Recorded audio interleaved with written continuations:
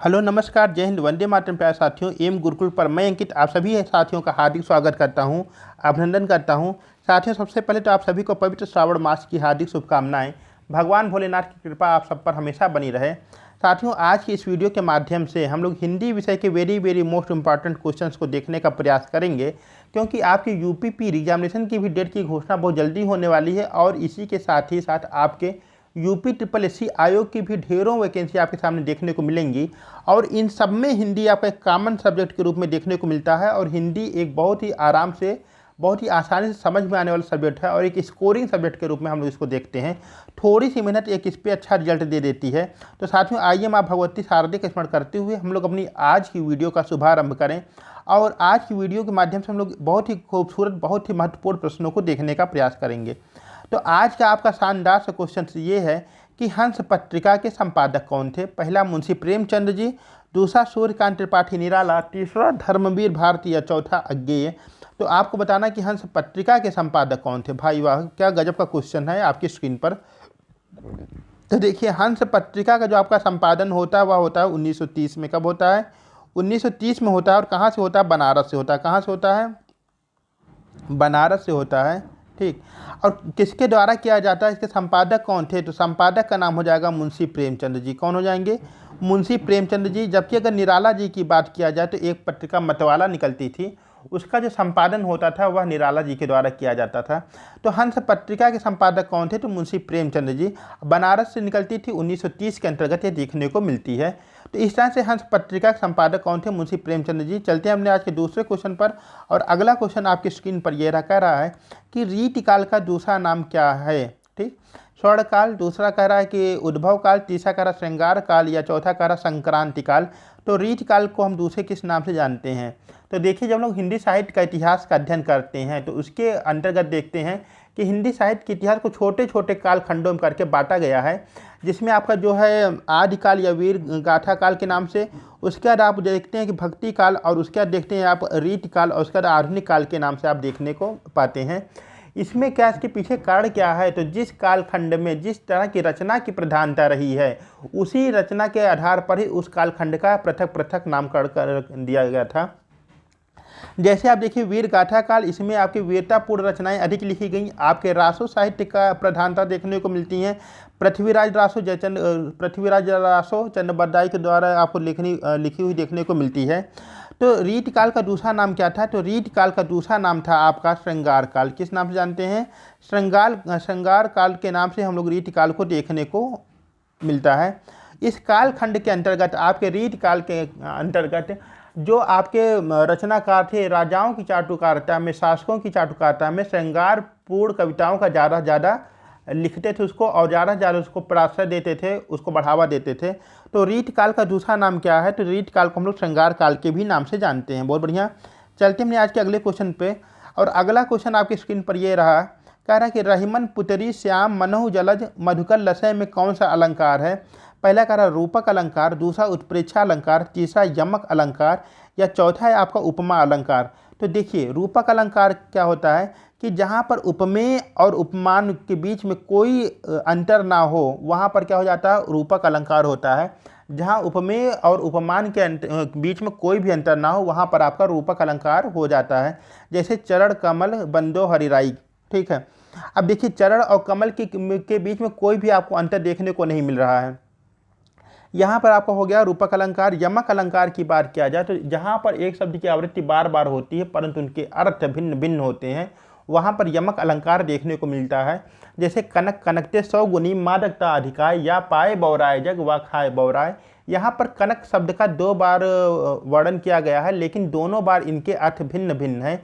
एक बार कनक का अर्थ आपका धतूरा के रूप में है और दोबारा जहाँ पर कनक शब्द आया है वहाँ पर आपका स्वर्ण यानी सोने के रूप में इसका प्रभाव देखने को मिलता है। अच्छा, उपमा अलंकार क्या होता है कि जहाँ पर किसी वस्तु की समान क्रिया गुण धर्म आदि के आधार पर किसी दूसरे वस्तु से अब अप्रस्तुत वस्तु से तुलना की जाए वहाँ पर आपका उपमा अलंकार हो जाता है। ठीक। जैसे हरिपद कोमल कमल से में क्या हो जाएगा? आपका उपमा अलंकार देखने को मिलेगा।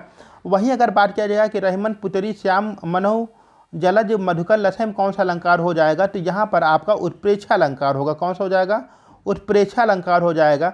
उत्प्रेक्षा अलंकार की एक पहचान भी थी, जहाँ पर आपको मनहु मानो जनहु जानो करके आवे, वहाँ पे आपका उत्प्रेक्षा अलंकार देखने को मिलता है। बहुत बढ़िया। चलते हैं आपने आज के नेक्स्ट क्वेश्चन पर। और आज का नेक्स्ट क्वेश्चन आपकी स्क्रीन पर ये रहा। कह रहा है कि छंद शास्त्र के प्रणेता माने जाते हैं, पहला पतंजलि, दूसरे हैं पिंगल, तीसरे हैं पाणिनि या चौथे हैं मनु।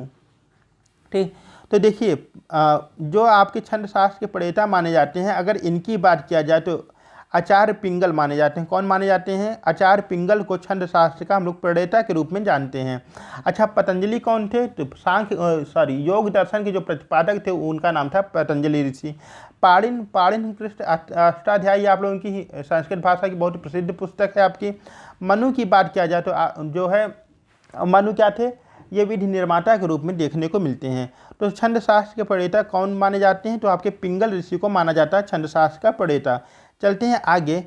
अगला क्वेश्चन आपकी स्क्रीन पर है। कह रहा है कि मुझे फूल मत मारो मैं अबला बाला वियोगिनी कुछ तो दया विचारों में कौन सा रस है? मुझे फूल मत मारो मैं अबला बाला वियोगिनी कुछ तो दया विचारों में कौन सा रस है? पहला कह रहा संयोग श्रृंगार, दूसरा कह रहा वियोग, तीसरा कह रहा वीर रस या चौथा कह रहा वात्सल्य रस। ठीक, तो देखिए यहाँ पर जो श्रृंगार है थोड़ा सा इसकी जो वर्तनी या शुद्ध रूप में है, जो इसकी शुद्ध वर्तनी होगी वो कुछ इस प्रकार होगी आपकी, क्योंकि सिस्टम में जो है ऐसा लिखते बनता नहीं है श्रृंगार, तो ये थोड़ा सा इसकी वर्तनी पर ध्यान दीजिएगा। तो यहाँ पर देखिए क्या है कि जो एक अबला है, एक वियोगिनी, वो अपनी दशा का वर्णन कर रही है। तो यहाँ पर आपका जो है संयोग श्रृंगार नहीं होगा, बल्कि यहाँ पर आपका वियोग श्रृंगार के रूप में देखने को मिलता है। बहुत बढ़िया। कौन सा? आपका वियोग श्रृंगार देखने को मिलता है। श्रृंगार के आपके दो भेद होते हैं, एक होता है संयोग श्रृंगार, एक होता है आपका वियोग श्रृंगार। जहाँ नायक और नायिका का मिलन होता है वहाँ पर आपका संयोग श्रृंगार, और जहाँ पर नायक और नायिका में अलगाव होता है, आपका जो है वियोग की भावना होती है, वहाँ पर आपका वियोग श्रृंगार हो जाता है। चलते हैं आगे। और अगला क्वेश्चन क्या कर रहा है? एक आपका मुहावरा बहुत ही शानदार सा कह रहा है कि मखमली जूते मारने का अर्थ है। पहला ऑप्शन दे रहा है मीठी बातों से लज्जित करना, दूसरा कह रहा व्यंग करना, तीसरा कह रहा धनी व्यक्ति को प्रताड़ित करना, या चौथा कह रहा अपमानित करना। ठीक, ऑप्शन नंबर 1 कह रहा है कि मीठी बातों से लज्जित करना, दूसरा व्यंग करना, तीसरा धनी व्यक्ति को प्रताड़ित करना। ये कौन कर सकता है भाई? ये कोई कर ही नहीं सकता है धनी व्यक्ति को प्रताड़ित करना। ठीक, चौथा कह रहा है अपमानित करना। तो जो मखमली जूते मारने का सही अर्थ है वह होता है मीठी बातों से लज्जित करना। कैसे? मीठी बातों से लज्जित करना, है ना, यानी ऐसे शब्द बोलना कि सामने वाले को बहुत बुरा भी ना लगे और उसको जो है लज्जा भी आने लगे, तो इसको कहते हैं मखमली जूते मारना। ठीक, क्या कहते हैं? मखमली जूते मारना, यानी मीठी बातों से लज्जित करना। ऑप्शन नंबर 1 इसका सही हो जाएगा।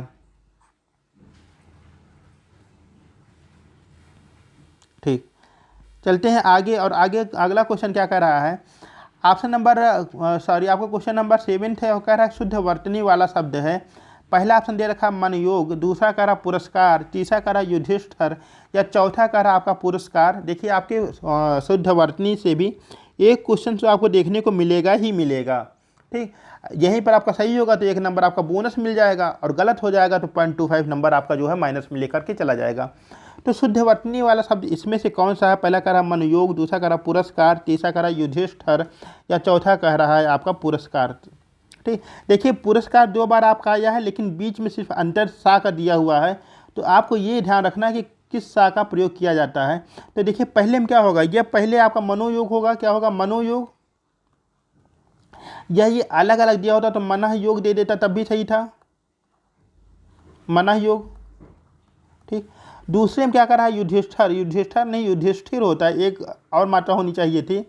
पुरस्कार यहाँ ये वाला नहीं होता है, यहाँ पर होता है क्या? पूरा और आपका श्रोता वाला आधा सा, काम याक मात्रा और रा। इस तरह देखेंगे तो ऑप्शन नंबर डी आपका करेक्ट हो जाएगा, यानी कि इसमें जो आपका है पुरस्कार सही वर्तनी आपका दिया हुआ है। ठीक है, चलते हैं हमने आज के अगले क्वेश्चन पर। और अगला क्वेश्चन कह रहा है कि दूसरे देश से अपने देश में मंगाने की क्रिया क्या कहलाती है? ठीक, दूसरे देश से अपने देश में मंगाने की क्रिया क्या कहलाती है? ऑप्शन नंबर 1 कह रहा निर्यात, ऑप्शन नंबर 2 कह रहा आयात, ऑप्शन नंबर 3 कह रहा प्रेषण, या ऑप्शन नंबर 4 कह रहा वहन। तो देखिए आयात और निर्यात में बहुत ज़्यादा कन्फ्यूजन बना रहता है। तो जब हम अपने देश से बाहर किसी देश को सामान भेजते हैं, मान लीजिए कि इंडिया से सामान जा रहा है, कहाँ पर? इंडिया से जा रहा है, कहाँ भेज दें? पाकिस्तान। इंडिया से भेज दें पाकिस्तान, जूते जा रहे हैं। ठीक है, तो यहाँ पे क्या होगा, हम भेज रहे हैं, निर्यात कर रहे हैं, क्या कर रहे हैं, निर्यात कर रहे हैं। और अगर वहीं पर कहाँ से ऑस्ट्रेलिया से हीरे आ रहे हैं, कहाँ से, ऑस्ट्रेलिया से भारत हीरे आ रहे हैं मान लीजिए, तो यहाँ पर जो आ रहा वह कहलाता है, सॉरी, जब हम बाहर भेजते हैं तो कहलाता है आपका निर्यात, और जब बाहर से अंदर वस्तु आती है वह कहलाता है आपका आयात। तो यहाँ ऑस्ट्रेलिया से जब इंडिया कोई वस्तु आएगी तो वह कहलाएगी आपकी आयात, क्या कहलाएगी, आयात। तो यहाँ क्या करा, दूसरे वस्तु से अपने देश में मंगाने की क्रिया, यानी दूसरे देश से अपने देश में जब वस्तु आ रही है तो उसको कहते हैं आयात, क्या कहते हैं, आयात। ठीक है, समाचार पत्र में भी आप लोग देखते होंगे ना कि दाल का आयात किया जा रहा है, तो यहाँ पर हो जाएगा आयात। और जब हम वस्तु को बाहर भेजते हैं, विदेश भेजते हैं, वहाँ पे कहलाता है वो निर्यात। ठीक, आगे चलते हैं आज के अपने अगले क्वेश्चन पर। और अगला क्वेश्चन क्या कह रहा है, कह रहा है कि निम्नलिखित में से एक का अर्थ स्त्री है। पहला ऑप्शन कह रहा है अंगजा, दूसरा कह रहा है अंगार, तीसरा कह रहा है आंगन, या चौथा कह रहा है अंगना। ठीक, तो निम्नलिखित में से किस का अर्थ स्त्री है यह आपको बताना है। तो इसका जो करेक्ट आंसर बन जाएगा वह बन जाएगा ऑप्शन नंबर डी, अंगना। क्या बन जाएगा, अंगना का अर्थ आपका स्त्री भी होता है। ठीक, बहुत बढ़िया। चलते हैं हमने आज के नेक्स्ट क्वेश्चन पर। और आज का अगला क्वेश्चन कह रहा है कि स्वजाति का विलोम है। पहला अजाति, दूसरा कुजाति, तीसरा है सुजाति, या चौथा है विजाति। तो शब्द विलोम से भी आपके क्वेश्चन देखने को मिलते हैं। तो यहाँ पर जो आपका करेक्ट आंसर बनने वाला है वह बन जाएगा आपका ऑप्शन नंबर डी, विजाति। क्या बन जाएगा, ऑप्शन नंबर डी बन जाएगा आपका विजाति। तो स्वजाति का जो विलोम होगा वह हो जाता है आपका विजाति। बहुत बढ़िया।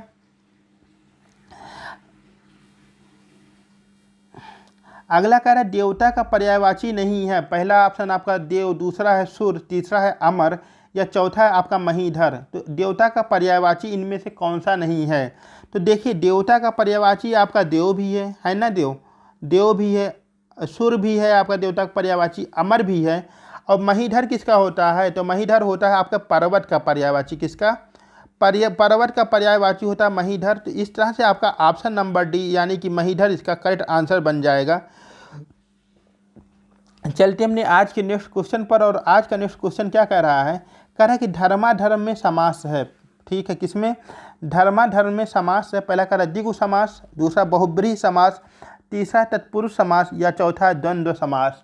ठीक, अच्छा, धर्माधर्म का अगर हम लोग समास विग्रह करेंगे तो क्या बन जाएगा, धर्म और अधर्म। क्या बन जाएगा, धर्म और अधर्म।